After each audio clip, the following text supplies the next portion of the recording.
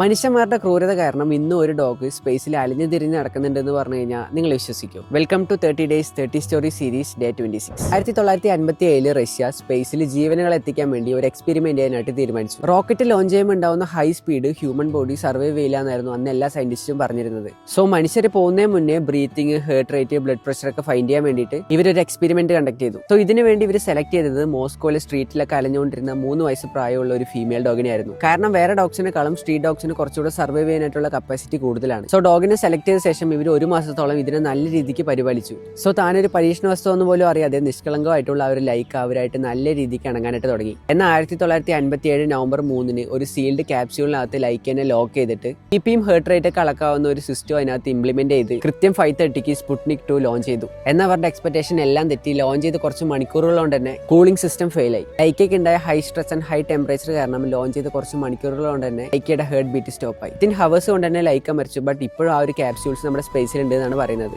എനിക്കിതിൽ ഏറ്റവും വിഷമമായ കാര്യം എന്താണെന്ന് അറിയോ, ലൈക്കനെ തിരിച്ചു കൊണ്ടുവരാനായിട്ടുള്ള ഒരു റിട്ടേൺ സിസ്റ്റം ഇതിൽ ഇവർ സെറ്റ് ചെയ്തിട്ടുണ്ടായിരുന്നില്ല. സോ ഇത് കേട്ടപ്പോൾ നിങ്ങൾക്ക് എന്താ തോന്നിയെന്ന് കമന്റ് ചെയ്യാൻ. ഇതുപോലത്തെ സ്റ്റോറീസ് നിങ്ങൾക്ക് ഇഷ്ടമാണെങ്കിൽ ഫോളോ ചെയ്യാം.